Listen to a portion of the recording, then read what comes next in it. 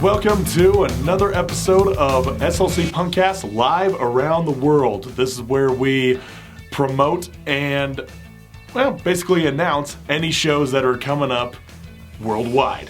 As for me, I handle everything in and around the local circuit of shows that I've attended and shows that I am planning to attend and shows that I may not attend but still think they deserve getting shout out. So let's talk about some of the shows that I attended. Well, I put one on, didn't perform, I put on a show at my house, which is what we call the Poser Palace. My friends and Boss's Daughter came by in Salt Lake. This was like their 5th run in the last 3 years. They've been back to Salt Lake, and 4 of those 5 times, I booked them. And this time, it was a lot easier. I didn't have to scrounge and scour for any venues that may or may not have availability for the date that they were hoping for, which was the 12th of October. Or was it the 12th? I think it was the 11th. I can't remember dates. They're all bleeding together. Anyway, the Boss's Daughter show at my house, it was pretty damn fun. There wasn't a huge turnout, but that's because a lot of my friends had other things going on that day. It was too much to get into. But the show itself, who did we have? We had Proselyte. They were this bar punk band up from Idaho that mostly played covers, but they were a fun band. They were fun guys to talk to. They played classics like Attitude by Misfits. They even did Blitzkrieg Bop. They did No Sleep Till Brooklyn. It was a fun show, and they did their originals. Nice way to start off, ease everybody into it. And then the Adjusters played their show. This was my first time seeing them. There were some friends of mine, Rich, Chase, what's his name? Dallywhacker, and they are just a rugged street punk band. They have all the makings of just some ferocious spiky jacket punk. And it's because a couple of them I know have played in bands like that within, very recently.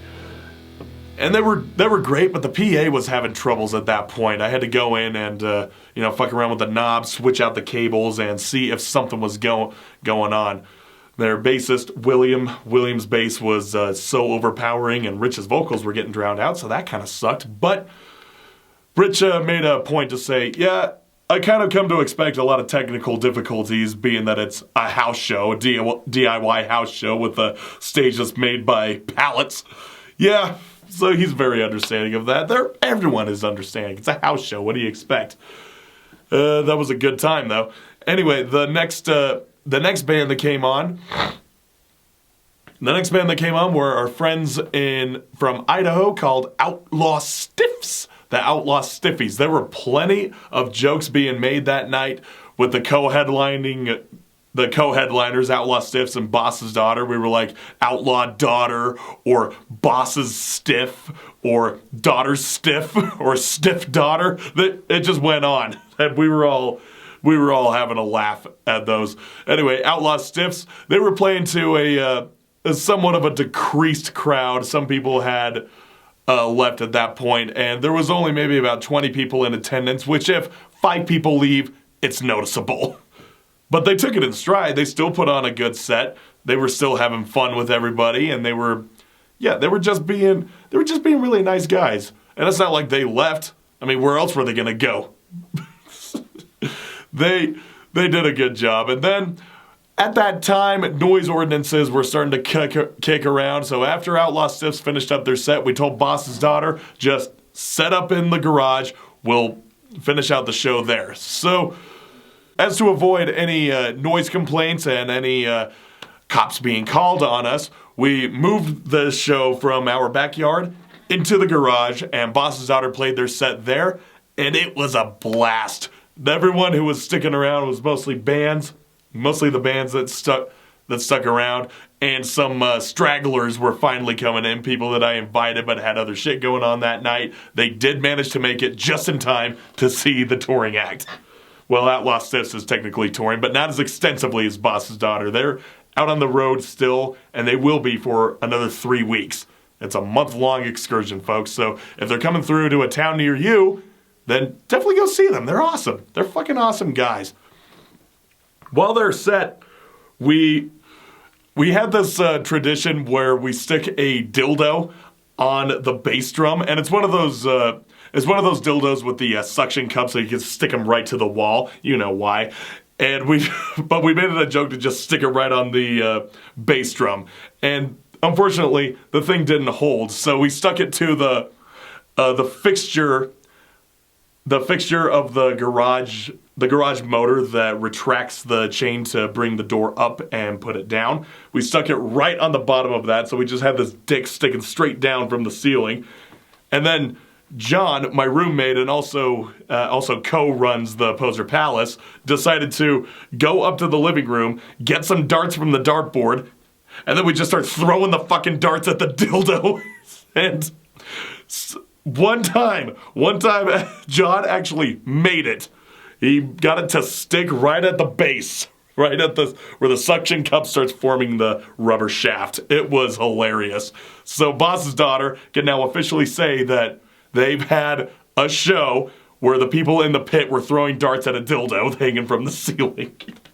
I bet you can't steal that one, folks.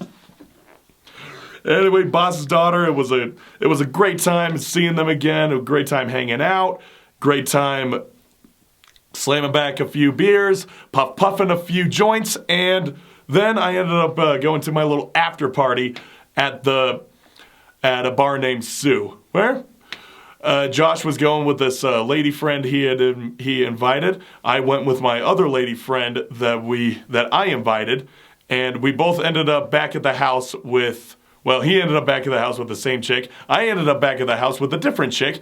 We had fun. It was a great time. But it was not without its faults because they kept me up very late. Very, very late. So late that it was early in the morning, that is. And I'm thinking, I have to catch a flight at noon. And if I fall asleep at 5 a.m., I better make sure I be up in 3 hours. Give me some time to gather up everything I packed, make sure I'm not leaving anything behind, get to the fucking airport, and catch this flight out to Oakland, which is where I went to see California Death Fest. Now, California Death Fest is a metal festival. It is a sort of a sublet of the Maryland Death Fest they have out east, which I have never been to because I've never found myself going east as often as I do west. I wonder why. But the California Death Fest they didn't have it in the Bay Area for the longest time, and they are, I guess, just now bringing it back. I don't know what the history is, but I flew out to Oakland, met my friend out there, and he grew up in that area, so he was showing me around, taking me to all the local hot spots and everything. And then we had to get to the show. So day one, October 12th, we went in and we got there in time to see the band Mork, which is a black metal band. They were pretty easy on the ears if you're a super black metal head. But I wasn't really paying attention to their show. In fact, I was looking around the venue being the Sweets Ballroom. And the Sweets Ballroom is a two-story venue. You have the lobby, the little check-in area downstairs, then you go up the flight of stairs, and then there's the stage. But they also have a third story, this big platform overlooking the dance floor, and up there they had a flea market set up. So shirts, patches, buttons, flags, different types of pins and belt buckles and posters and vinyl galore. There was so much shit going on up there. And I was like, okay, just calm down. They're not going anywhere. Just make your rounds. And I made my rounds throughout the hours that I had spent at the Death Fest. I bought myself 2 items. There was one new Slayer shirt and a vinyl of the band Pure Hell. And I played Pure Hell on the Punkcast once. I don't remember what year it was. I want to say 2020, 21, somewhere around there. But they're awesome. I was super happy to find that vinyl. And I also bought a couple of patches, one of which is for my friend because I know he loves that band. Don't tell him it's his Christmas present or his birthday present. I don't know which one yet. That's not important. What was important is just being submerged in the little flea market and talking to all the vendors and just talking with all the people and just connecting. It's one of the reasons why we travel, why we go to shows, why we do what we do. So, onward to the show. The next band that was playing after Mork was one of the main reasons I wanted to go out to this fest, and that was to see Soylent Green. Soylent Green, this death sludge hybrid band from New Orleans that's fronted by Ben Falgust of Goat Whore. And I am so happy I finally got to see them. They played an extremely heavy, raucous set. It was off the chain. But 3 songs in, they had to stop. They had to stop because Soylent Green, emphasis on green, people were token up in the middle of the pit, and then the fire alarm, the alarm didn't start going off, but the lights started flashing. And they would do that every 3 seconds, and it sucked. So at one point, a stagehand goes up to Ben, whispers something in his ear in the middle of a song, and then they finish out the song, and then they say, hey, we gotta wait for them to shut off the lights, so we'll be back in a minute. And a minute turned into 5, turned to 15, turned into 25 minutes. 25 minutes, they stalled the entire show. And we were thinking Soylent Green better not be done with their set. They better not be. And after that 25-minute pause, they did come back. House lights went out. Then Soylent Green takes the stage and they start rocking again. And then the house lights go back on. But they don't stop. They're just like, fuck it. And the lights were still flashing. The fire lights were still fucking flashing. It was a madhouse. It was so weird. But the point is, Soylent Green finished out their set. They played a great set.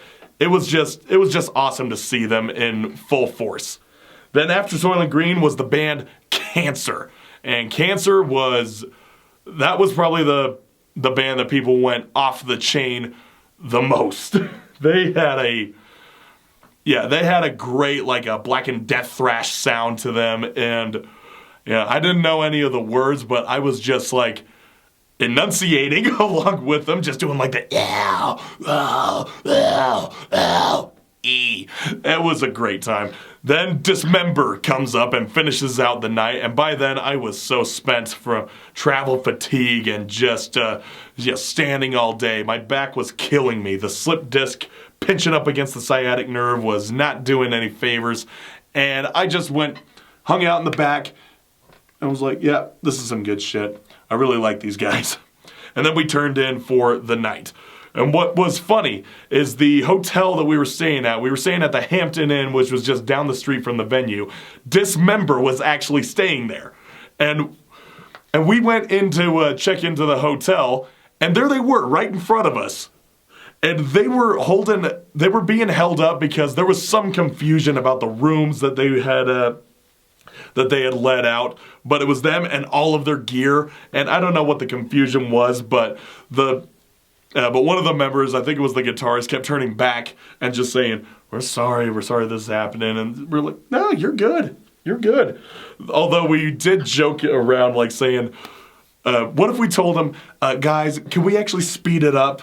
We're trying to catch Dismember, so can we hurry this along?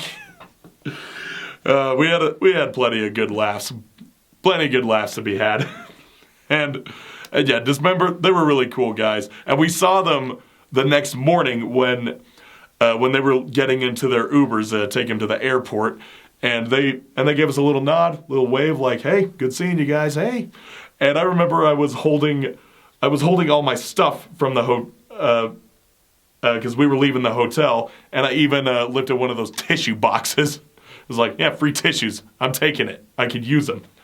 And I thought, I have nothing for them to sign. Should I have them sign the tissue box? So, I really should have. I thought that would be hilarious. Saying, I want to get you guys to sign something, but I don't have anything. Can you sign this tissue box? I should have. Yeah, woulda, coulda, shoulda. Now it's just that was just a funny memory, but that tissue box will live on. That thing was the trooper, survived the entire trip. It was at my feet the entire ride back. The entire ride back from the Bay Area to Salt Lake. Anyway, the next day, October 13th, that Sunday, there were a few bands I really wanted to see on that one. The first of which was Evil Dead. Evil Dead, these Bay Area thrashers from the 80s. And I can't remember the last time they really went on a full-fledged tour until earlier this year, where they played Aces High. I was not at that show. I'm still pretty bummed that I missed it, but I did get to see them just this last weekend. and they were balling. They just had such good energy on stage. They had a great setup. The riffs were coming in so clear. The solos were just ripping through everything. And yeah, the crowd was definitely responsive. They were getting everybody into it. But their performance was nothing compared to the band following them, and that was Hyrax. Hyrax had the best stage presence out of every band on that tour that I had seen. These guys, they are just a 4-piece crossover thrash band, just plain and simple, no frills, no extra padding. Songs that are just like about 2 to 3 minutes long. They get through it. They're fast, they're fun, they're punchy, they're exciting, and they just get to the next one. And it was like that the entire set. And their singer, he just got into the audience on the very first song. He was up on the banister yelling at people's faces, and he would come back periodically during their set. At the very end, he had people hoisting him up, and he was surfing along the crowd on his knees. It was awesome. And they were just on fire the whole night. You could just feel the energy radiating off of them. They seriously were the best. And I remember going back to the merch section where all the bands kept their merch. And there was a line going out the door for Hyrax, mostly because people just wanted to talk to them and just be like, "You guys put on an awesome show. What the fuck?" And yeah, they did. Hyrax is an awesome band. Definitely became a fan because of that. I recommend you do too. So that was a tall order to fill. We still had 2 bands to go. We had Sacrifice, which they said they hadn't played a show in 30 years. Maybe it was a little shorter than that, but they have been around for a while. And no, they've been around for 30 years, hadn't played a show for 15. So this was like their sort of comeback show. And they did pretty well. I enjoyed it. Though following Hyrax, that was sort of a bullet in the toe for that. It was a shot in the foot. You either had to match or surpass the energy that Hyrax brought. And Sacrifice did not. Unfortunately, they did not bring the same amount of energy. It was sort of that cool down session, if you will, before the actual headliner came in. But Sacrifice, still a good band, still worth a listen. They were just in a tough spot. If anything, Hyrax should have been after Sacrifice. But, scene politics, I guess? So, the headliner. The main reason I was there to see Wodos. Okay, it's Sodom. It's Sodom. They were one of the biggest thrash bands to come out of Germany from the 80s, alongside the likes of Tankard, Destruction, and Creator. They have a sound that just engulfs black metal and death metal and groove metal, and it all comes out through a thrash filter. And they sing a lot about war. That was like the main thing they sang about was war. Sort of like how Bolt Thrower does. But Sodom they were a trip to see live. They played a lot of songs that were from their mid-career albums and stuff that came out within the last 10 years, which isn't bad. far from it. They played a lot of old school songs too, like, they played a lot from Agent Orange, but I was super bummed, super fucking pissed. Last week, I heeded that there were 3 songs from the album M16 that I would have liked them to play. And I chose to play the song that they were most likely not to. And I played that on the Punkcast. And that song was I Am the War. And the other songs were the title track, M16, and Marines. I thought that those last 2 were going to be played, no problem. They're big songs. I thought that they were going to play songs from Code Red, but they didn't play any songs from either of those albums. None from Code Red, none from M16. And that was a big what the fuck moment for me. Those are 2, of their biggest records. And nothing? You couldn't even get one song out of either of them. I was super fucking pissed. We were just requesting more. Of course they got encored, but it doesn't mean that they came out and played anything else. So it was sort of like a monkey's paw moment. You wait all these years to see Sodom, they don't play any of your favorite songs. I'm like, fuck. But at least I got to see them. I at least got to see Sodom. I bought a shirt, and I had a good time out in Oakland altogether. It was a great time. It was a great fucking show, great time going out there. I definitely want to go back, if not necessarily for the show, but I'd like my buddy to show him his neck of the woods. He was born and raised in San Jose, went to all of the Gilman shows, was just practically raised on Bay Area thrash, so he knows his shit down there. I should have stayed another day. What can I say? Now, as for shows that are coming up, I got quite a few to post up in here.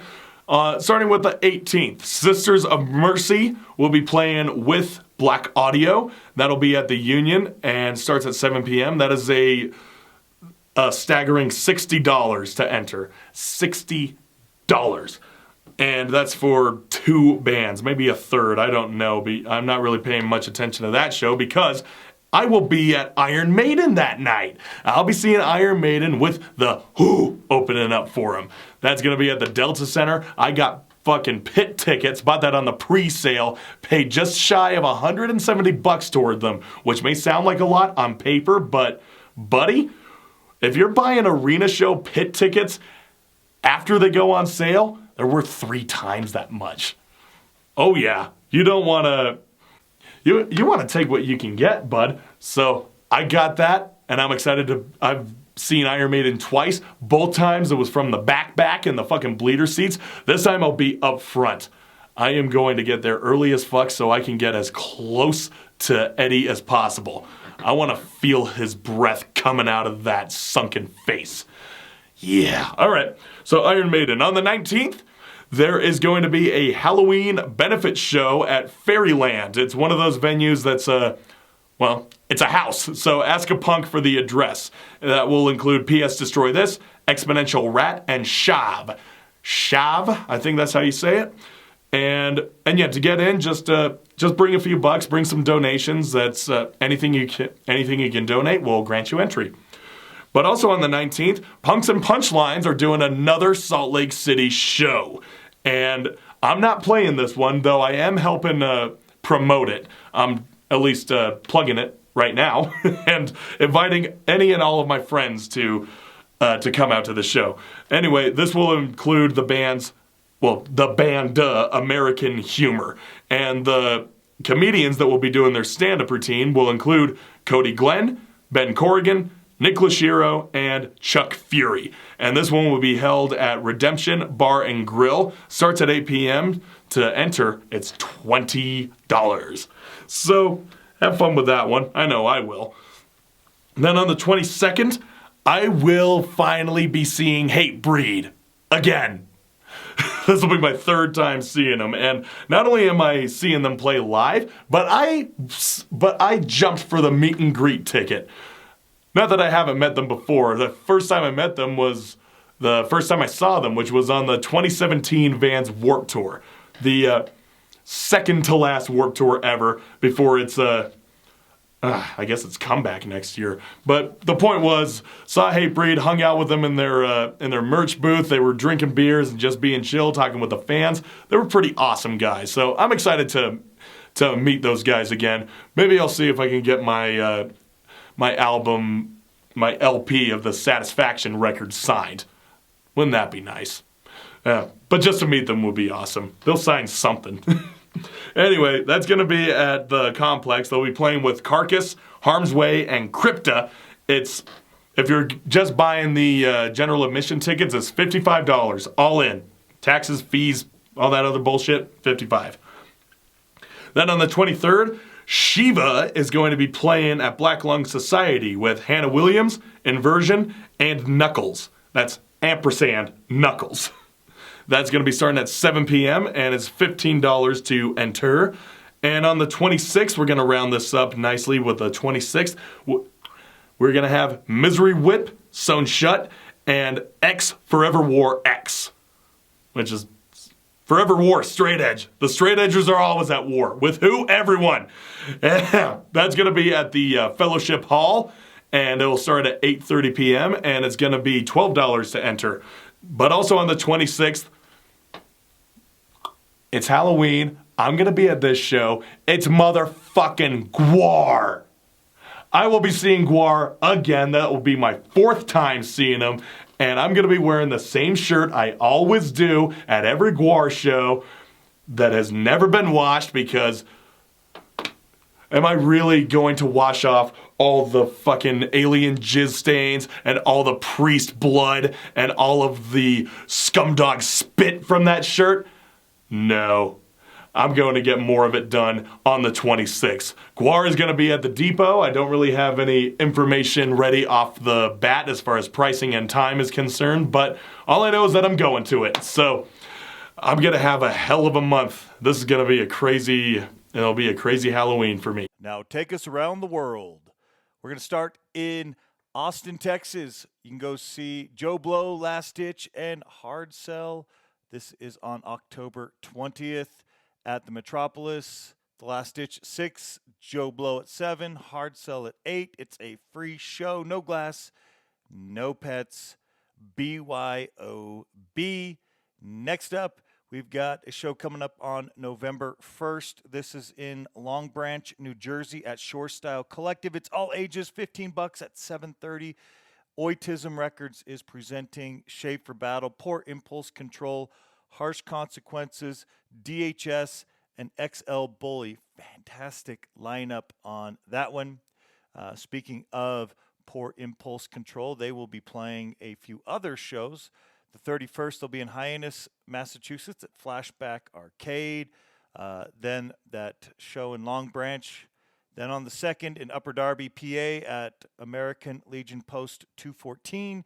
And on the 3rd in Killingly, Connecticut at the Microbe Manor. So check them out for their mini tour. The skins will be a-rolling. On the 18th, RAS 84, Rise Up, Coconut Planters, and Beerwolf will all be in Belgium. So you can go check that out. It'll be Dublin Castle on November 20. They'll also be at Dublin Castle on November 26th. So you can go check them out there. Rise Up, official UK. Go check them out if you want more details as well. Then you will get in Raleigh, North Carolina, you'll get Meth Rats, Totally Slow, Sweat, and Super Reg on the 23rd at King's. Music at 8, $13 in advance, 15 day of. Save yourself $2. Get those tickets in advance. Joe Blow doing another show on the 26th this time, about a week after that other one, at Holy Grail Pub. You can go see Joe sing songs of the night and other horror classics, and a $200 gift card prize, midnight costume contest. Show starts at 8. Man, that's past my bedtime. I'd have to get up and stay up late. Next, we'll be going to Austria for Spamfest. You can go check out a lot of cool bands there. Frank Turner and the Sleeping Souls, Berkeley, Frenzelrom, Laura Jane Gray, Skinny Lister, the Meffs, Glue Crew, Chris Magerl, the Morphine Pilgrims, Punk Rock Sing-Along, Yoko Homo, and that'll all be in Vienna on November 2nd, so you can go check that out. There'll be if you go over to Spam Records or Spam Rocks rather on Instagram, you can go see the set list times. Then on October 24th, Battery Eyes, Robots, and the DUIs, a couple Milwaukee bands, and a Minneapolis band. They'll all be performing on the 24th, 8 p.m. Looks like an event by Mark Adam Fraser and Chris Gunn. So you can go check it out, the DUIs_MKE, if you need more details. Then Squint will be doing a listening party, vintage vinyl, on October 24th. It's free. That new release, pretty cool. I heard some of it already. I think there's like 2 tracks already out. That'll be at 6 p.m. And it looks like an exclusive vintage vinyl alternate cover plus test press giveaway, drinks from Four Hands Beer. So that might be something you want to really go check out. Go check out at Vintage Vinyl on Instagram. There we go. And that'll be in St. Louis. So you can check that out and get more details there as well. Then in Worcester, Massachusetts on October 26th, Muscle Car, Grip Bite, Speed Teeth, Mass Spy doing their first show and EP release that night at $737, 21 and older at Hotel Vernon. So if you're in or near Worcester, make sure you go.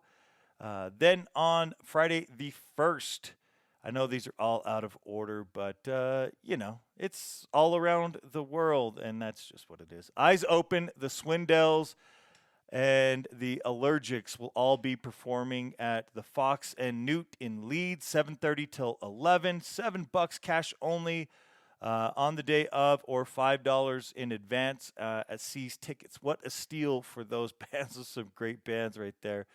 So if you're in Leeds, somewhere you need to be. On October 25th and 26th, there'll be Punktoberfest. It'll be in Dundee. A lot of really great bands on there. You can see on the screen a lot of those bands we've played: Spunk Volcano and the Eruptions, Hateful, the Guillotines, Razortooth we've played, Surgery Without Research. A lot of great bands on there. Go check it out. It's only $12 for Friday, $20 for Saturday, or $25 for the whole weekend. Punktoberfest Dundee.bigcartel.com. So, yeah, make sure if you are anywhere near Dundee that you are at that festival. A lot of good bands. Then the Suicide Machines and the Bruce Lee Band are doing very soon a Japan tour, October 22nd in Tokyo. Second show in Tokyo, different venue, on the 23rd, on the 25th in Nagoya, and in Izumiotsu at the Hazikete Mazare Festival. Yeah, I don't know if I'm even close. But Hey Smith will be doing 2 of those shows. They're a great band. That festival's on the 27th. So over there in Japan, go check out Suicide Machines and the Bruce Lee Band. We got just a few more to mention. Our pals in Easy Company are doing a show on October 27th at the Black Dog. The show starts at 10, and it's free entry. I hope I get to see that band someday. Then on the 25th, The Afraid, Hunting Lions, Schoonthorpe Yobs, Toledo Panic, Plot at Gigi's in Ventura, California. $8 pre-sale, $10 at the door. Go to Eventbrite to get your tickets. The Hippie Killer Hoedown,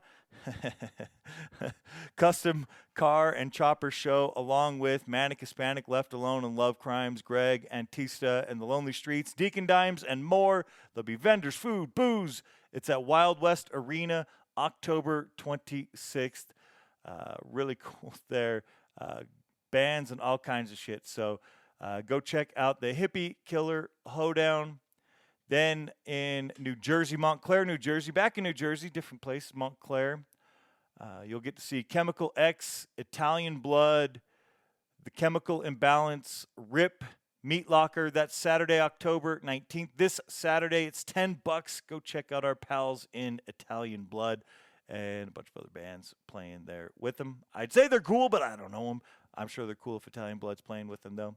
A festival I would like to go to that's coming up, Hostel Oi Council presents a Friday the 1st and Saturday, November 2nd show. You'll get Cheap Sex, FOD, the FUs, YDI, the Ruffians, Unwanted Noise, Dead Blowhammer, and Membranes on the 1st. Lower Class Brats, the Virus, Blank 77, Collapse, the Parasitics, Impact Driver, Poor Impulse Control, and Straight Red FC.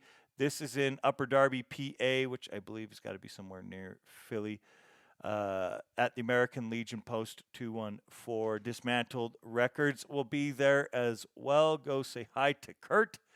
Then in Las Vegas, a free show, October 19th. It's really more of a free, be a part of the show. Terror Attacks doing a video shoot for their track, Fuck You Mean.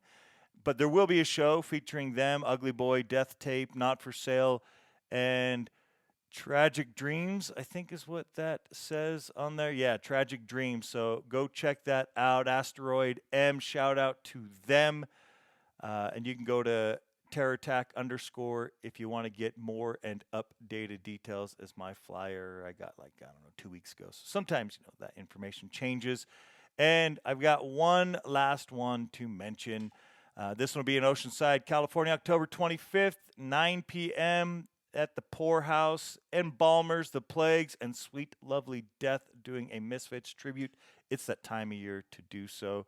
I hope you have a fun next week and a half, and hopefully I'll see you at some of these shows. Take care, motherfuckers!